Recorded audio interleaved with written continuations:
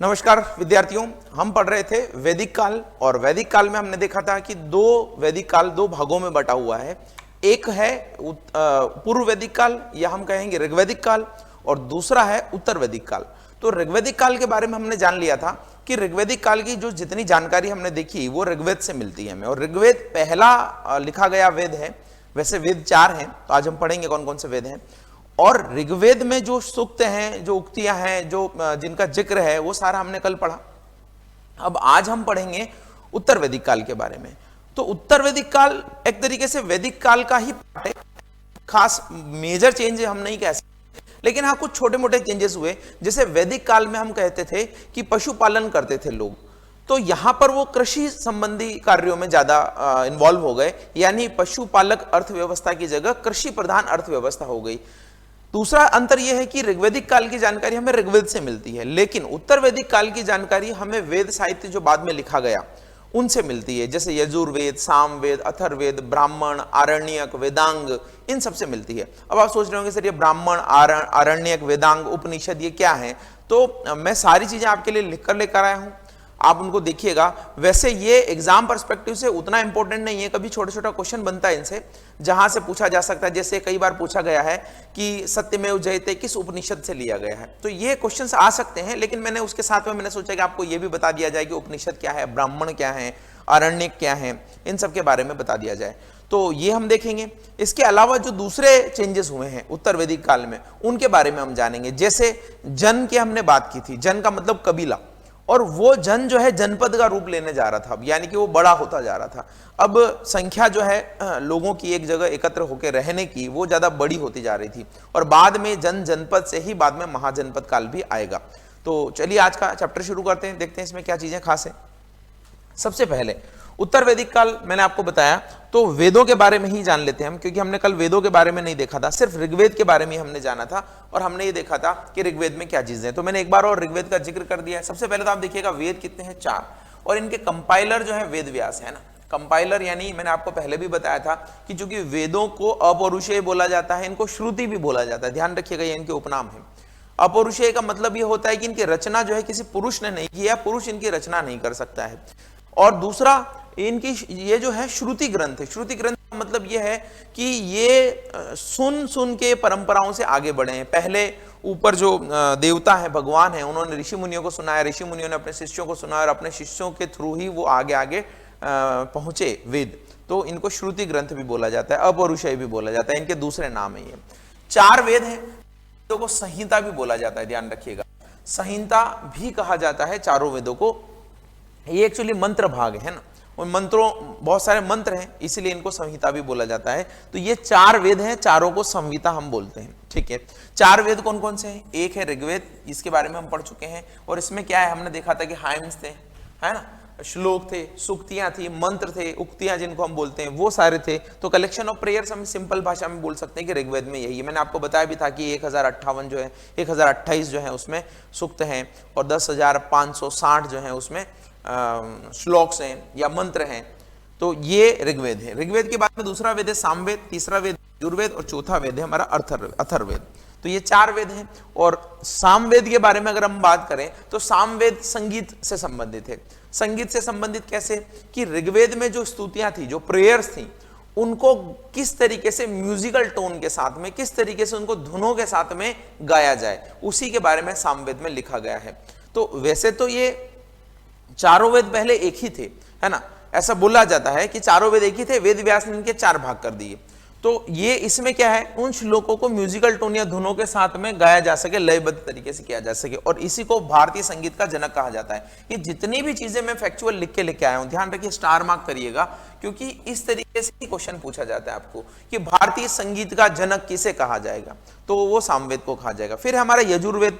यजुर्वेद में यज्ञ संबंधी अनुष्ठान है। यज्ञ संबंधी अनुष्ठान का मतलब, भाई आप प्रेयर्स बोल रहे हैं, ये तो ऋग्वेद में है, प्रेयर्स को धुनों के साथ में, टोन के साथ में आप बोल रहे हैं, तो वो है सामवेद। लेकिन वो प्रेयर्स बोलते समय, उन धुनों के साथ में और वो टोन के साथ में, वो प्लेयर बोलते समय आप क्या अनुष्ठान करेंगे, जैसे पंडित आपको कोई श्लोक बोलता है और राग में बोलता है, तो ये ऋग्वेद और यजुर्वेद हो गए, लेकिन ऋग्वेद और सामवेद हो गए। लेकिन वो आपको बोलता है कि आहुति दीजिए, तो अब आप वो सारा मटेरियल लेके आहुति देते हैं ना, तो ये अनुष्ठान कर रहे हैं, कर्म कर रहे हैं, तिलक कर रहे हैं, चावल चढ़ा रहे हैं, पुष्प चढ़ा रहे हैं, ये सारे अनुष्ठान जो है वो किसमें है, वो यजुर्वेद में है। तो ये जो है मैंने लिखा इंग्लिश में भी, रिचुअल एक्शन बिफोर यज्ञ फायर। यज्ञ फायर यानी यज्ञ की जो फायर थी, यज्ञ जो करते थे, वहां पर जो आग लगाई जाती थी, उसके समय जो अनुष्ठान किए जाते थे उनको बोला जाता है, उनके जो चीजें मेंशन्ड है वो किसमें मेंशन्ड है, यजुर्वेद में मेंशन्ड है। ठीक है, ऋचाओं के साथ गाते समय करने वाले, ऋचाओं का मतलब ये प्रेयर्स है ना, मैंने ये बताया ये ऋचाओं, एक्चुअली ऋचा इसको ऐसे लिखते हैं ऋचाओं के समय, तो ये ऋचाओं के समय यानी वो प्रेयर्स और जो भी रीति रिवाज आप फॉलो कर रहे हैं उसके साथ गाते समय करने वाले अनुष्ठान, यज्ञ संबंधी अनुष्ठान जो है उनको, उनकी जो चीजें मेंशन्ड है वो है यजुर्वेद में। चौथा वेद क्या है, अथर्ववेद। अब अथर्ववेद में 3-4 तरह की चीजें, एक तो इसको काले जादू से रिलेटेड बोला जाता है क्योंकि ये तंत्र मंत्र से रिलेटेड था। दूसरा, इस अथर्ववेद में उस समय का सामाजिक जीवन, रहन सहन उस तरीके का कैसा था उससे भी रिलेटेड चीजें हैं।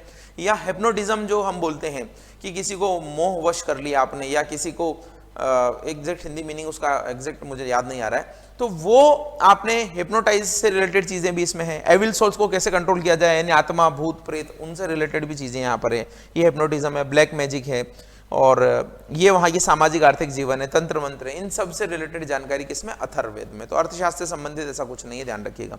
तो ये 4 वेद हैं, इनको मैंने आपको बताया है। ऋग्वेद की जानकारी इससे मिलती है और बाकी सारे जो उत्तर वैदिक काल है उसकी जानकारी इनसे मिलती है। साथ ही साथ इस समय जो दूसरे ग्रंथ लिखे गए उन सबको मिलाकर हम वैदिक साहित्य बोलते हैं।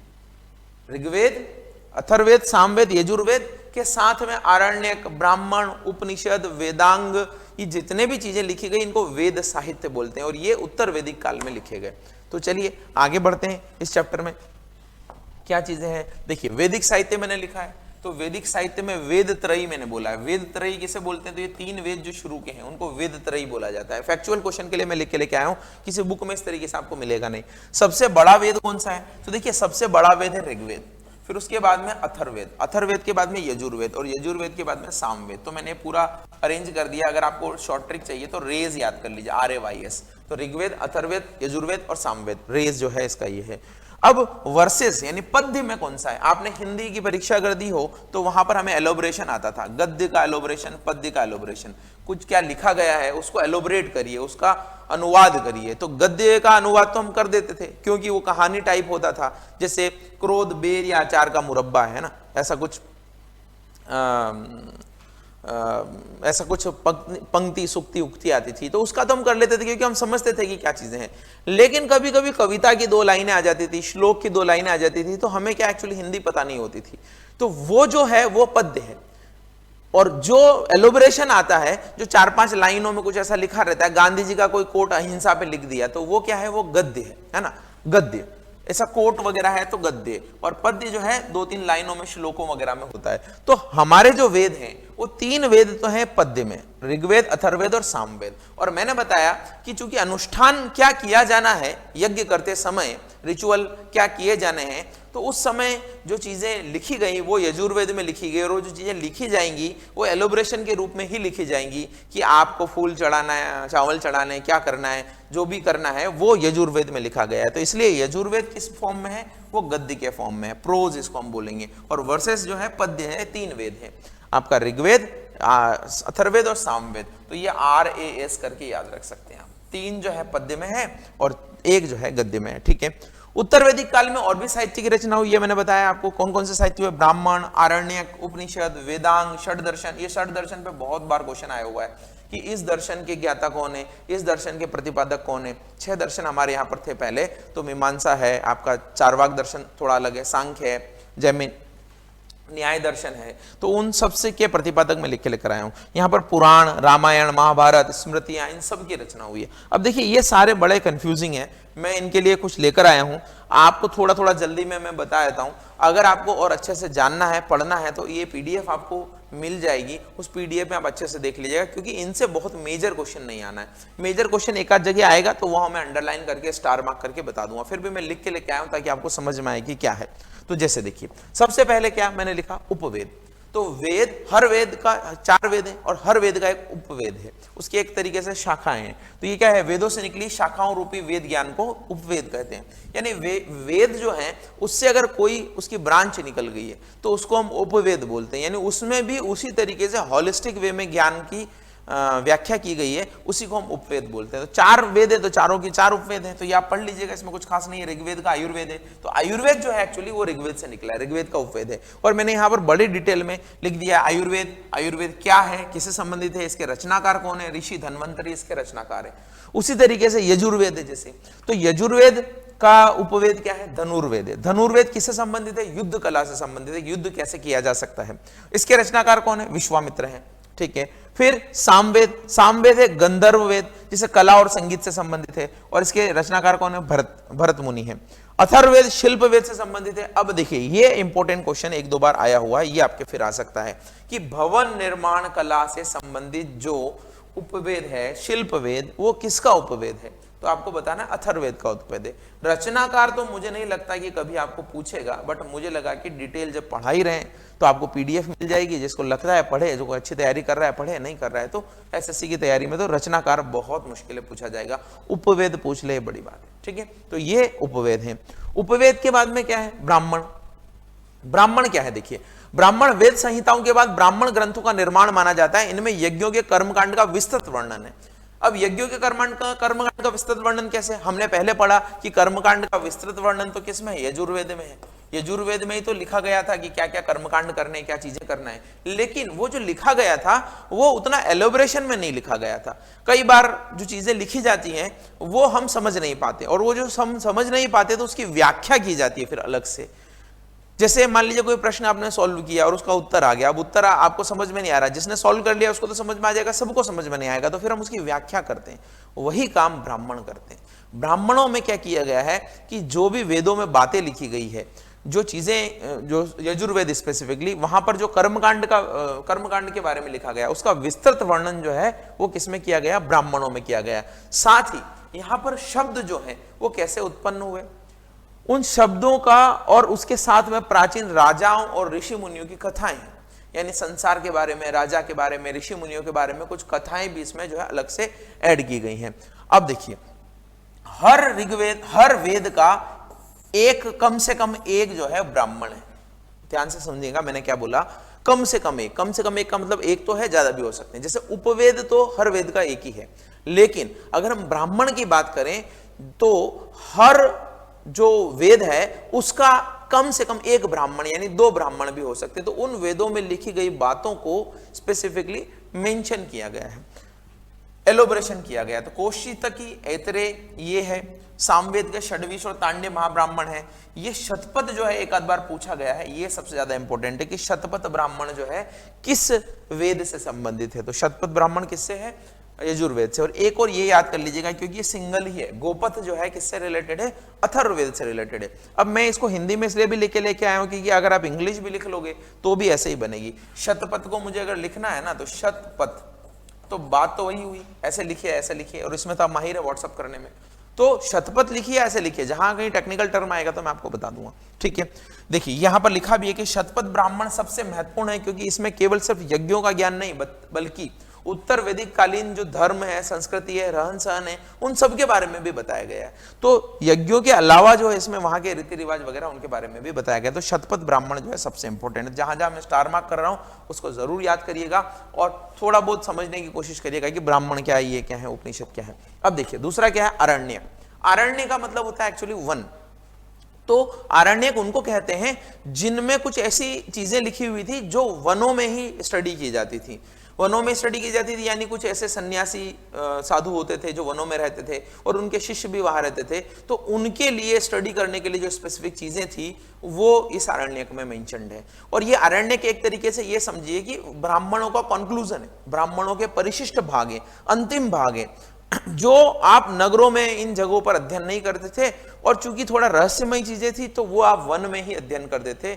एकांत में अध्ययन करते थे, उन्हीं चीजों को इसमें लिखा गया है। तो यहां पर लिखा भी है, देखिए ब्राह्मणों के अंत में कुछ ऐसे अध्याय मिलते हैं जो गांव या नगरों में नहीं पढ़े जाते थे, इनका अध्ययन अध्यापन गांवों से दूर अरण्य वन में किया जाता था। यानी ये समझिए कि ब्राह्मणों के अंत में कुछ अध्याय जो गांव शहरों में न पढ़ के वनों में पढ़े जाते थे, उनको ऐसा बोला जाता था। क्योंकि देखिए अरण्य का मतलब मैंने बताया तो इन्हें वन पुस्तक भी कहा जाता है।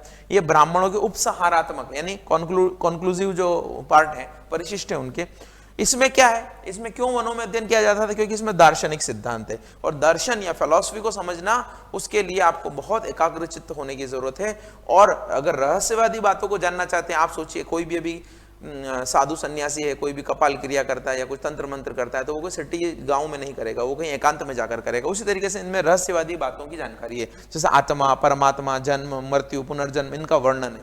तो यहां पर कोई कर्मकांड वगैरह नहीं, ये कर्मकांड के विरोधी आरण्यक, तो बस इसमें ये चीजें हैं कि रहस्यवाद है, फिलॉसफी है, तो इनका अध्ययन जो है कहां पर किया जाता था? वनों में किया जाता था। तो ये मैंने आपको बता दिया, इसमें कुछ खास इंपॉर्टेंट नहीं है, कोई भी चीज याद रखने लायक ऐसी कुछ नहीं। उपनिषद, उपनिषद क्या है? वैदिक साहित्य में जो सबसे लास्ट में है, सबसे लास्ट यानी वैदिक साहित्य में जो सबसे लास्ट में लिखा गया, वेदों का लास्ट पार्ट, उसको हम उपनिषद बोलते हैं। इसलिए इनको वेदांत भी बोलते हैं, और वेदांत एक बहुत अच्छा नाम है, कई सारे फर्म वगैरह का नाम रहता है, कई सारे लोगों का नाम भी रहता है वेदांत। तो वेदों का सर्वोच्च व अंतिम उद्देश्य बताते हैं, यानी ये क्या बताते हैं? सबसे अंत में स्थान है। सबसे पहले ध्यान रखिएगा, वेदों का जो लिटरेचर है उसमें सबसे अंत में उपनिषद है, और उपनिषद जो है वेदों का सर्वोच्च उद्देश्य बताते हैं। सर्वोच्च उद्देश्य क्या है?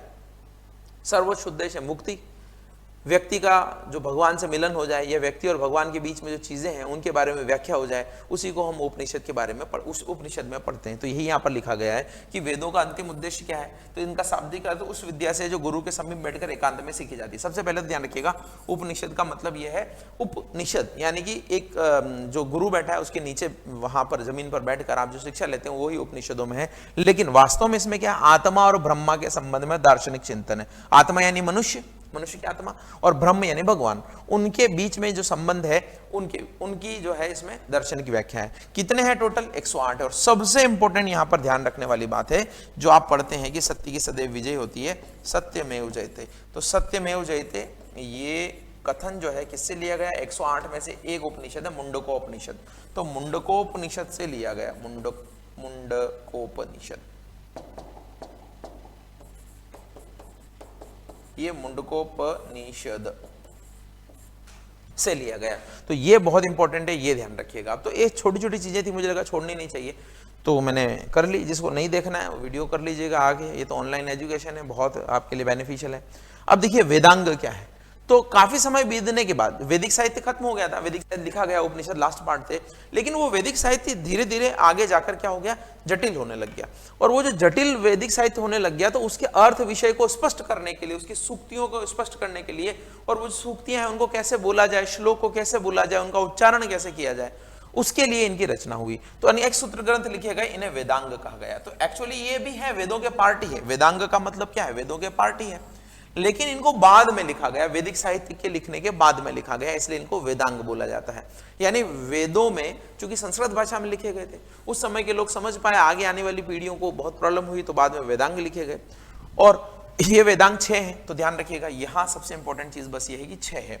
तो कौन सा है? शिक्षा, छंद, व्याकरण, निरुक्त, कल्प और आपका ज्योतिष। तो ये शिक्षा में उच्चारण के लिए लिखा गया, छंद में छंदशास्त्र के लिए, व्याकरण में विश्लेषण के लिए, निरुक्त में व्युत्पत्ति के लिए, कल्प में धार्मिक अनुष्ठान के लिए, और ज्योतिष में खगोल विज्ञान का विवेचन इसमें करने के लिए लिखा गया है। तो ये वेदांग है। आप सिर्फ इतना सा ध्यान रखिएगा एक चीज की, 6 है बस, बहुत है। नेक्स्ट देखिए, वेदांग के बाद में क्या है? वेदांग के बाद में एक्चुअली यहां पर ये वेदांग गलत है, यहां पर षड दर्शन होना चाहिए था। षड दर्शन, ये षड दर्शन का मतलब 6 दर्शन हुए प्राचीन काल में। वैसे तो चारवाक के जो है, चारवाक का दर्शन जो है सबसे पुराना है। चारवाक का दर्शन आप पढ़ेंगे तो आपको अभी की जो जीवन शैली है, चारवाक दर्शन के प्रतिपादक चारवाक ही हैं, ध्यान रखिएगा। चारवाक दर्शन के जो लिखने वाले हैं वो कौन है? चारवाक। तो अगर आप चारवाक को पढ़ेंगे तो आपको समझ में आएगा कि अभी वर्तमान में जो जीवन शैली मनुष्य की चल रही है वो चारवाक दर्शन से काफी प्रभावित है। चारवाक बोलते थे कोई भगवान नहीं है, कोई आत्मा नहीं है, कोई कुछ भी नहीं है, सिर्फ और सिर्फ जो है मनुष्य है, मनुष्य की देह है, और कुछ नहीं है। इसलिए अगला जन्म, पुनर्जन्म, पिछला जन्म, कर्म कांड, पुण्य पाप, ये कुछ भी नहीं है। आप छोड़िए इन सब बातों को और मजे करिए। ये जीवन एक ही बार मिला है, इस जीवन को भक्ति में, शक्ति में, इसमें क्यों गंवाते हो? आपको मजे करने के लिए जीवन मिला है, मजे करिए। इनकी प्रसिद्ध उक्ति है कि ऋणम कृत्वा घृतम पिबेत यावत जीवेम सुखद जीवेत, यानी कि ऋण लेकर भी अगर घी पीना पड़े तो भी कोई दिक्कत नहीं है। जब तक जियो सुखी होके जियो, यहाँ पर दुख का कोई मतलब ही नहीं है। तो इनके बारे में बहुत सारी चीजें हैं। ये भौतिकवादी दर्शन है और अभी भौतिकतावादी हावी है। भौतिकतावाद का मतलब है कि हम मटेरियलिस्टिक चीजों में ज्यादा ध्यान देते हैं, हम आध्यात्म की बजाय मटेरियलिस्टिक चीजों में ध्यान देते हैं। और स्वामी विवेकानंद इसलिए फेमस थे क्योंकि उन्होंने भारत का जो आध्यात्म है और पश्चिम का जो भौतिकवाद है, वेस्टर्न वर्ल्ड का जो भौतिकवाद है, उसके बीच में पुल बनाने का काम किया था। उन्होंने बोला था कि भारत का अध्यात्म अगर पश्चिम के भौतिकवाद से मिल जाए तो उन्नति हो सकती है। तो ये जो है दर्शन चारवाक का है। चारवाक को एक हंसी मजाक वाली बात भी है। चारवाक को जब पूछा गया कि जब भगवान नहीं है, कोई नहीं है, तो बताइए फिर मनुष्य का निर्माण कैसे होता है, मनुष्य में जान कैसे आती है, चेतना कैसे आती है? तो उन्होंने बोला कि भाई मनुष्य का जो निर्माण है, मनुष्य में जो आत्मा आती है, मनुष्य में जो चेतना आती है, वो 5 अंगों से मिलकर एक्चुअली बनती है। कैसे? तो उनका मतलब था आकाश नहीं, 4 अंगों का बोला था उन्होंने कि भाई अग्नि, जल, वायु और इन सब से मिलकर जो हम पंचभूत बोलते हैं, उनसे मिलकर जो है मनुष्य बनता है और उसमें चेतना आती है। तो उन्होंने बोला गया कि भाई जमीन में यानी मिट्टी में चेतना नहीं है, जल में चेतना नहीं है, अग्नि में चेतना नहीं है, वायु में चेतना नहीं है, तो फिर मनुष्य में आत्मा चेतना कैसे आ जाती है, कैसे चीजों को समझता है? तो उनका जवाब था कि ये सारे लोग जब मिलते हैं तो एक नया चीज निकलती है, तो उससे चेतना आ जाती है। तो उनको बोला भाई कि समझाइए आप कैसे? तो उन्होंने बोला कि भाई आप जब चूना, कत्था, सुपारी ये सारा मिलाकर पान बनाते हैं तो बताइए पान में कोई कलर होता है क्या? नहीं होता है। लेकिन जब आप खाते हो तो उसमें लाल कलर आ जाता है। उसी तरीके से इन 5 तत्वों से मिलकर आत्मा बन जाती है, चेतना बन जाती है। तो ये चारवाक दर्शन है, पढ़ेंगे कभी तो मजा आएगा।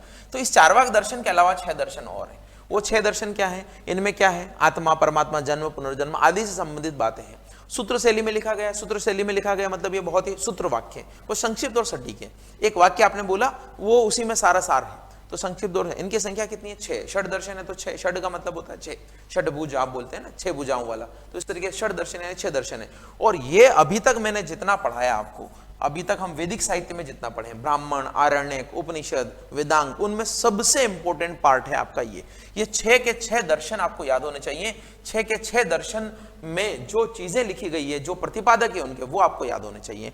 जैसे पूर्व मीमांसा जैमिनी, उत्तर मीमांसा, यहाँ पर उत्तर मीमांसा, उत्तर मीमांसा को वेदांत बोलते हैं, बादरायण, सांख्य का कपिल, ये तो कई बार पूछा गया। ये और ये तो आप याद, सॉरी ये अगर आप नहीं भी करें तो ये वाला तो याद करना ही है आपको। ये 4 दर्शन तो बहुत इंपॉर्टेंट है, तो ये याद कर लीजिएगा। इनके जो प्रतिपादक हैं, इनके जो लिखने वाले हैं, ये लोग हैं। उसके अलावा भी मैंने सोचा कि आपको, चूंकि धाकड़ कॉन्सेप्ट हमेशा ट्राई करता है कि आपको कुछ और अच्छा दिया जाए, तो ये भी दर्शन है। ये षड दर्शन में नहीं है, प्राचीन दर्शन नहीं है, लेकिन बाद के दर्शन है। और ये क्वेश्चन कई बार यूपीएससी में, आरएएस में कई जगह पूछा गया है, तो मैंने सोचा ये भी आपको दिखा दिया जाए कि शंकराचार्य ने अद्वैतवाद की प्रतिपादन।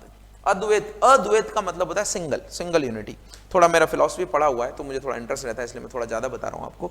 अद्वैत का मतलब होता है सिंगल, यानी आत्मा और परमात्मा दो नहीं है, एक अद्वैत। वैसे तो हम एक भी बोल सकते हैं, लेकिन एक कहने का मतलब ही 2 होता है कि 2 कहीं ना कहीं होंगे तभी आप एक बोल रहे हो, तो इसका मतलब द्वैत नहीं है, अद्वैत बोल दीजिए। तो इनका दर्शन शंकराचार्य अद्वैत है। तो शंकराचार्य बहुत ही प्रसिद्ध व्यक्ति थे, बहुत कम उम्र में इन्होंने कई सारे दर्शन को लिखा, कई सारे लोगों को परास्त किया अपने शस्त्रास्त्र से। शंकराचार्य बहुत फेमस थे और बौद्धों और जैनों का प्रभाव भारत में कम करने में शंकराचार्य की बड़ी भूमिका है। फिर बाद में भक्ति भावना जो प्रबल हुई तो रामानुज आए, विशिष्ट द्वैतवाद है, द्वैतवाद है, शुद्धाद्वैतवाद है, द्वैताद्वैतवाद है, ये सारे दर्शन हैं। तो ये भी आप याद रखिएगा, ये भी दर्शन है और ये भी दर्शन है। जब आप फिलॉसफी पढ़ते हैं तो यही दर्शन आप पढ़ते हैं, ठीक है। चलिए आगे बढ़ें। बाकी बौद्ध और जैन का तो पता ही आपको, बौद्ध और जैन को हम वैसे भी पढ़ेंगे, उनके भी दर्शन है, अलग से दर्शन है। तो ये है पुराण। पुराण की संख्या कितनी है? 18। और धर्म संबंधी आख्यान ग्रंथ है, यानी धर्म से संबंधित चीजें, आख्यान यानी कि आपको कोई उपदेश देना है तो धर्म से संबंधित बातों को बताकर, कहानियों को बताकर, आपको एक स्टोरी बताकर ये समझाने की कोशिश की जाती है, शिक्षा दी जाती है, वो सारा पुराणों में। ऋषि राजाओं का वृत्तांत वगैरह जो है, जैसे कलयुग कैसे आया तो राजा परीक्षित की कहानी बना दी, उस तरीके से ये पुराण है कई सारे। तो मत्स्य पुराण है, विष्णु पुराण है, नारद पुराण है, ब्रह्मांड पुराण है, भगवत पुराण है, वामन पुराण है, इत्यादि है। भगवान वामन का जो छोटा सा रूप था, जो राजा बलि ऐसे उन्होंने 3 पग जमीन मांगी थी और तीसरा पग देने के लिए जगह नहीं बची, तो बलि के सिर पर उन्होंने पैर रख दिया। तो बलि की याद में ही आपको पता होगा दक्षिण में एक बहुत इंपॉर्टेंट त्योहार मनाया जाता है, वो अभी हाल ही में गया है। तो वामन पुराण में इनका जिक्र है। तो कहानी बताकर त्याग भावना इस तरीके को डेवलप करने के लिए पुराण बनाए गए। 18 है टोटल। सर्वाधिक प्रसिद्ध और प्रमाणिक पुराण कौन सा है? मत्स्य पुराण है। और इस मत्स्य पुराण में ही क्या किया गया है? मत्स्य पुराण में जो भगवान विष्णु है उनके 10 अवतारों का वर्णन किया गया है। तो भगवान विष्णु ने विभिन्न विभिन्न समय पर जो अवतार लिए हैं, तो उनमें से 10 अवतारों का वर्णन जो है इन्होंने किया है। तो ये है पुराण। तो आपको आई होप कि आपको थोड़ा बोरिंग लग सकता है, लेकिन बहुत इंटरेस्टिंग है ये। आपको पता ही नहीं है, अगर आप कुछ जानते हैं कि भारत कल्चर इतना पुराना है, संस्कृति इतनी पुरानी है, तो कुछ तो पता होना चाहिए। हम तो 15 मिनट में सारी चीज़ें खत्म कर दी हैं। ठीक है, रामायण और महाभारत के बारे में तो आप सब जानते होंगे। मैंने सिर्फ इनका राइटर बताया है क्योंकि ये राइटर पूछा जाता है। रामायण की रचना वाल्मीकि ने की, महाभारत की रचना महर्षि वेदव्यास ने की है। और ये क्वेश्चन कई बार पूछा गया है कि जय संहिता किसका पुराना नाम है? तो जय संहिता, संहिता से कंफ्यूज मत हो जाइएगा। संहिता तो हम वेदों को बोलते हैं, वेदों का नाम दूसरा संहिता भी है, लेकिन जय संहिता की अगर बात की जाए तो किसको बोलते हैं? महाभारत को बोलते हैं। और महाभारत में कितने पर्व हैं? 18 पर्व हैं। 18 पर्व का मतलब चैप्टर है ना? चैप्टर है कि इस चैप्टर में ये हुआ, इस चैप्टर में दुर्योधन ने ये किया, इस चैप्टर में भीम ने ये किया, इस तरीके से 18 चैप्टर हैं टोटल।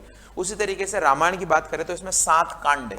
तो अब वो कांड मत समझिएगा कि ये कौन सा कांड कर दिया। 7 कांड का मतलब यहाँ पर 7 चैप्टर है। किष्किंधा कांड, अयोध्या कांड है ना, बाल कांड, इस तरीके से अलग अलग कांड है यहाँ पर। तो ये जो है कांड 7 कांड है, रामायण के 7 भाग हैं, और महाभारत में 18 पर्व है। तो इनको जय संहिता भी बोला जाता है। तो ये सारी चीजें मेरे ख्याल से मैंने बताई हैं आपको।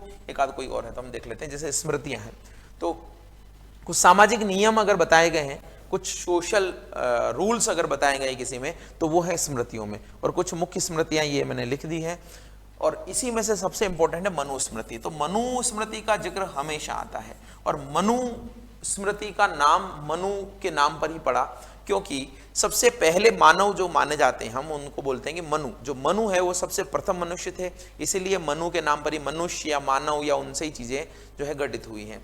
और अभी मैं डिटेल में नहीं जाऊंगा, नहीं तो आप बोलेंगे कि बहुत ज़्यादा है।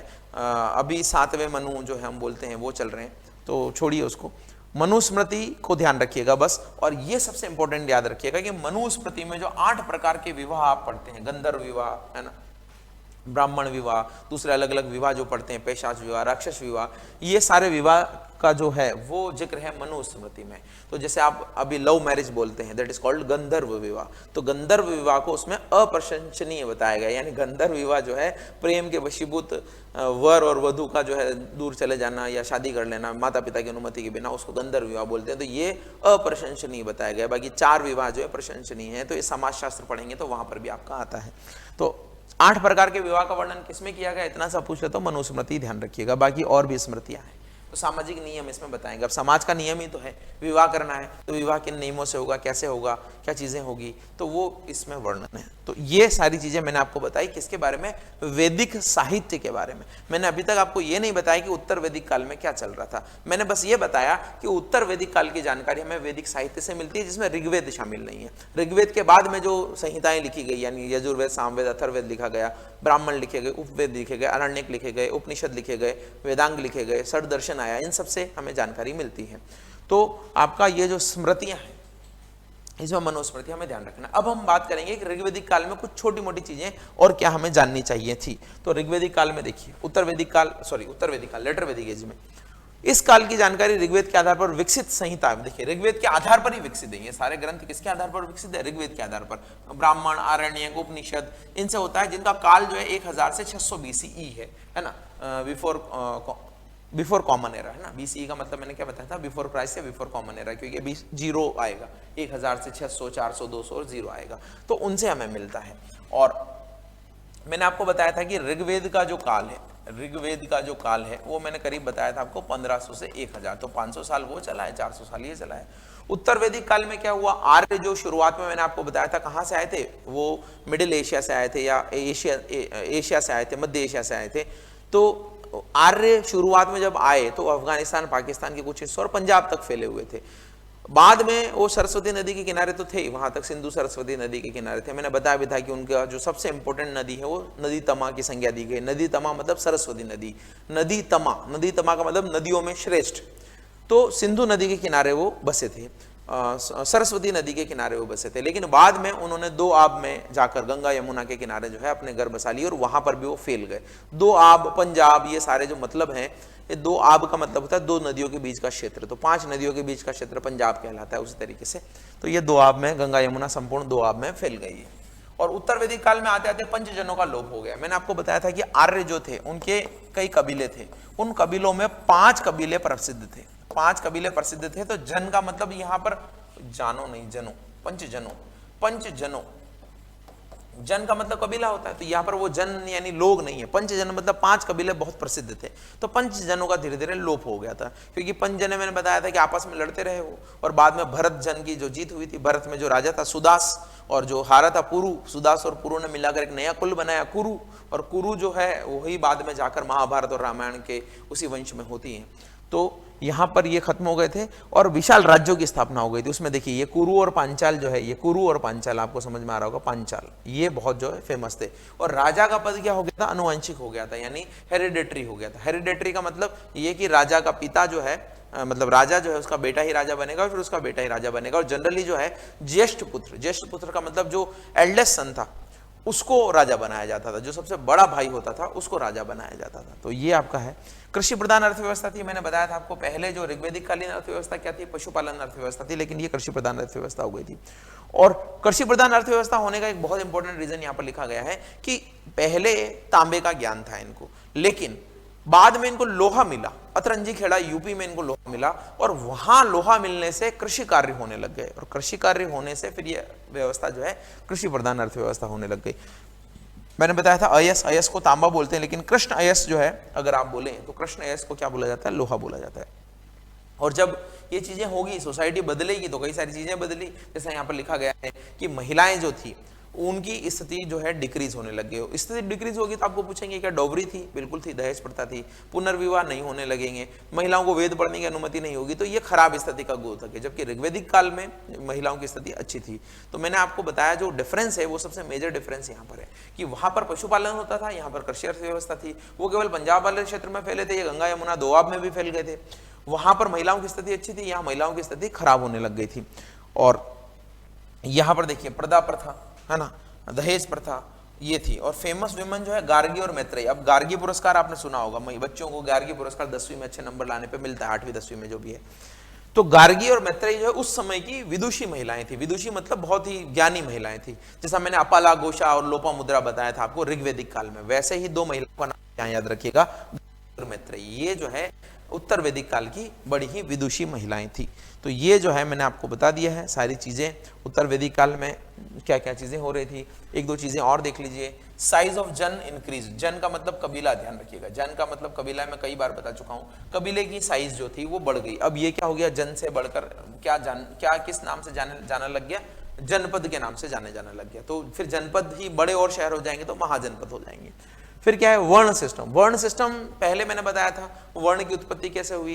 वर्ण का सबसे पहला वर्णन कहां पर है, शूद्रों का, वैश्यों का वर्णन कहां पर है। मैंने बताया था आपको कि जो आपका ऋग्वेद है, ऋग्वेद के 10वें मंडल में पुरुष सूक्त में इनकी उत्पत्ति का वर्णन है, जिसमें ब्रह्मा के मुख से, भुजाओं से, जंघाओं से, पैरों से जो आपका ब्राह्मण, क्षत्रिय, वैश्य और शूद्र की उत्पत्ति मानी गई है। लेकिन पहले क्या था, पहले वो जो वर्ण व्यवस्था थी, वो वर्ण व्यवस्था पहले जन्म आधारित नहीं थी, वो वर्ण व्यवस्था कर्म आधारित थी, मैंने बताया भी था। और ऋग्वेद में एक कथन भी एक व्यक्ति का कि मैं कवि हूं, मेरी माता ये काम करती है, मेरे पिता ये काम करते हैं। तो अलग अलग एक ही परिवार में, एक ही जगह पर 3 लोग अगर जुड़े हुए हैं रिश्तेदार में, तो तीनों अलग अलग काम कर रहे हैं। इसका मतलब वर्ण व्यवस्था जन्ममूलक नहीं थी। अगर आप गांधी और अंबेडकर को पढ़ें, देखिए मैं हिस्ट्री में थोड़ा इधर उधर चला जाता हूं, लेकिन मुझे लगता है कि कई सारी चीजें जरूरी होती। तो गांधी और अंबेडकर को अगर आप पढ़ें तो गांधी और अंबेडकर दोनों ही आजादी के लिए काम करते थे, लेकिन अंबेडकर और गांधी शूद्रों के लिए भी काम करते थे। ध्यान आपको पता होगा कि गांधी जी ने ही शूद्रों को क्या नाम दिया था, हरिजन नाम दिया था। तो वो शूद्रों के लिए काम करते थे, लेकिन दोनों के विचारों में जो सबसे इंपॉर्टेंट अंतर था वो यहीं पर था। अंबेडकर ये मानते थे कि वर्ण व्यवस्था खराब है। अंबेडकर मानते थे कि अगर किसी वर्ण में आप जन्म लेते हो और जन्म से ही आपको गलत नजर से देखा जाता है तो ये गलत है। गांधी जी भी मानते थे, लेकिन गांधी जी वर्ण व्यवस्था को सही मानते थे इस नजरिए से कि वो जन्म मूलक नहीं होनी चाहिए। तो यहां पर दोनों के विचारों में क्लेश था। तो अगर आप कभी आगे जाकर इन चीजों को पढ़ेंगे तो आपको समझ में आएगा। तो यहां पर मैंने लिखा है कि ये जो है फिक्स्ड हो गई थी। देखिए यहां पर भी क्या है, यहां पर भी अभी ऐसा नहीं हुआ कि जाति मूलक आ गई है, जाति आ गई है, जन्म आधारित आ गई है। पहले ऐसा था कि जो व्यक्ति जो काम करता था, लड़ने गया तो क्षत्रिय हो जाएगा, थोड़े टाइम बाद अगर मान लीजिए उसने कुछ और काम करने लग गया तो उसका वो वर्ण हो जाएगा। लेकिन यहां पर उनको क्या कर दिया था, फिक्स कर दिया था कि एक बार जो आप हो बदल नहीं सकते। आप मान लीजिए पैदा हुए तब तो फिक्स नहीं होगा, पैदा हुए तब फिक्स नहीं होगा कि आप क्या हो, लेकिन बाद में जाके क्या हो जाएगा, फिक्स हो जाएगा। तो ये महाजनपद काल में जाकर ये वर्ण व्यवस्था कास्ट सिस्टम में बदल गई। तो यहां पर आप चेंज नहीं कर सकते, but it was based on the business, business के बेस पर थी अभी भी कि आप क्या करते हो उसके बेस पर थी। ऋग्वेदिक काल में भी उसी बेस पर थी, लेकिन ऋग्वेदिक काल में आप बदल सकते थे, यहां पर बदल नहीं सकते। लेकिन महाजनपद काल में वर्ण व्यवस्था क्या हो गई, converted in the caste system and it was based on the birth, यानी वहां पर जाति व्यवस्था में बदल गई। एक वर्ण अब क्षत्रिय है, क्षत्रियों में बहुत सारी जातियां हो गई, आपका वैश्य, वैश्य में बहुत सारी जातियां हो गई, वो जातियां जो जन्म के आधार पर फिक्स हो गई। ठीक है, इंट्रोडक्शन ऑफ आश्रम, आश्रम व्यवस्था की स्थापना हुई। आश्रम व्यवस्था क्या है, देखिए ये भारतीय कल्चर में बहुत इंपॉर्टेंट व्यवस्था है। आश्रम व्यवस्था का मतलब है कि उस समय में जो हमारे ऋषि मुनि वगैरह थे, उन्होंने एक सही जीवन, एक संतुलित, एक बैलेंस जीवन जीने के लिए माना कि किसी मनुष्य की एज 100 साल की होती है और इस 100 साल की एज को आप जो है 25-25 सालों में बांट दीजिए, 25-25-25, और ये 25-25 साल को उन्होंने अलग अलग नाम दे दिया। जैसे यहाँ पर लिखा गया ब्रह्मचर्य, ग्रस्त, वानप्रस्थ और संन्यास, ये 4 चीजें लिखी गई है। तो ये 25 साल ब्रह्मचर्य के लिए, ब्रह्मचर्य में आप क्या करेंगे, शिक्षा लेंगे, बचपन करेंगे, खेलेंगे कूदेंगे, सब काम करेंगे, समझेंगे। फिर क्या है, फिर 25 से 50 साल के बीच में आप ग्रस्त जीवन जिएंगे, और ग्रस्त जीवन में क्या करेंगे, आप शादी विवाह करेंगे, बच्चे पैदा करेंगे, उनका जो रख रखाव आप करेंगे, रहन सहन उनका अच्छा करने की कोशिश करेंगे। लेकिन जब आप एक बार ये काम कर लेंगे तो फिर आपको क्या करना पड़ेगा, वानप्रस्थ। वानप्रस्थ का मतलब अब वन गमन करना पड़ेगा, और वन गमन में आप जीवन, मृत्यु, आत्मा, परमात्मा के बारे में एकांत चित्त होकर अध्ययन करेंगे और समझेंगे कि इस जीवन में क्या खोया, क्या पाया, क्या चीजें हो सकती है, मुक्ति कैसे हो सकती है, उसके बारे में जानेंगे। और फिर बाद में वानप्रस्थ से भी आगे जाकर आप जो है इन सारी सामाजिक, आर्थिक, धार्मिक चीजों से विरक्त हो जाएंगे, संन्यास ले लेंगे। तो ये जो है दूसरों को शिक्षा वगैरह भी आप जो है वो कर सकते हैं। तो संन्यास, वानप्रस्थ, ग्रस्त और ब्रह्मचर्य, ये 4 आश्रम बनाए गए थे।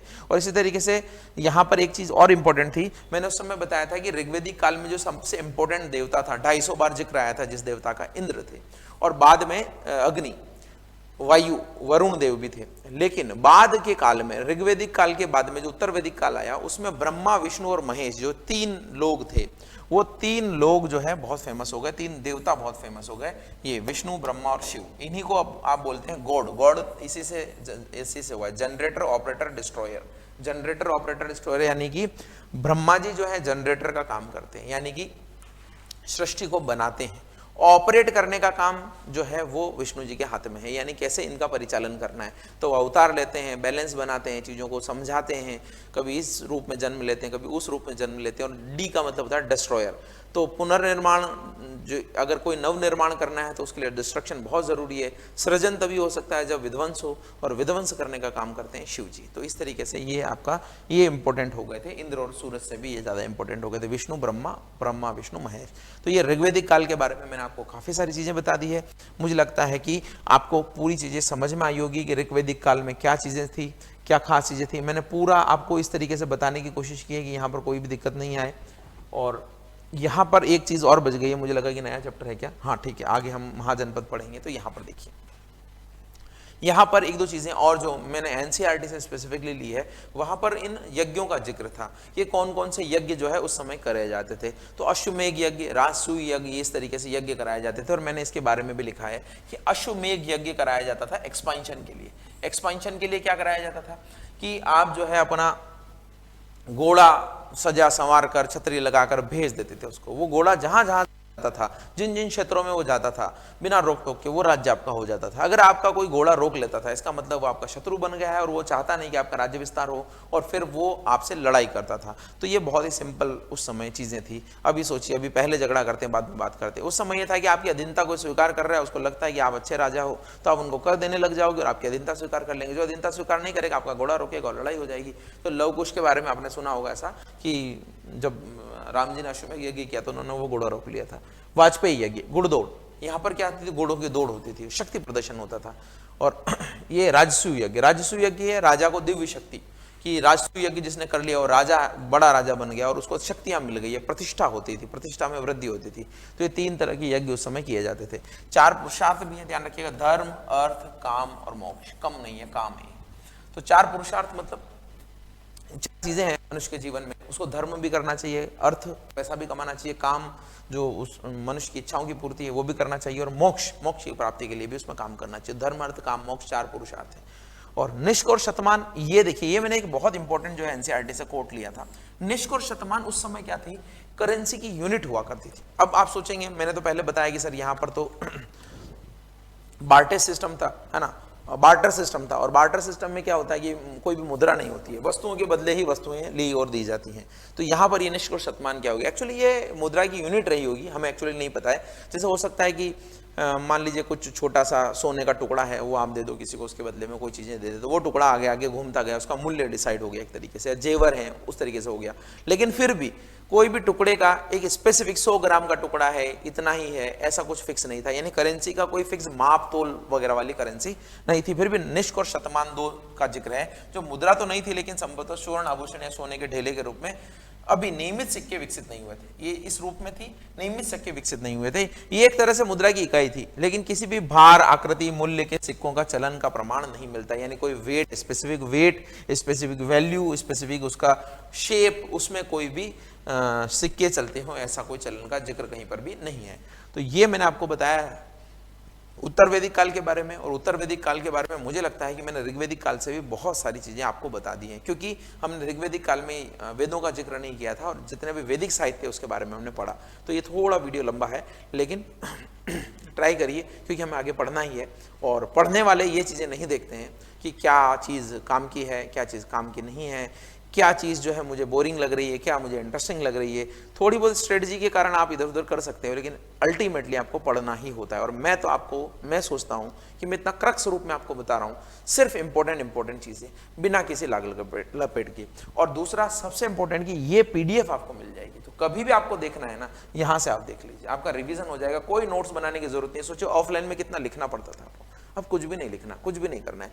लेक्चर सुनिए, इसकी PDF देखिए और वहाँ पर जो है आप रिवीजन करते रहिए। तो मिलते हैं अगले चैप्टर में। हम अगले चैप्टर में महाजनपद के बारे में पढ़ेंगे, किस तरीके से बड़ी बड़ी सिटियों का विकास हुआ, उनके बारे में हम पढ़ेंगे। Thank you so much.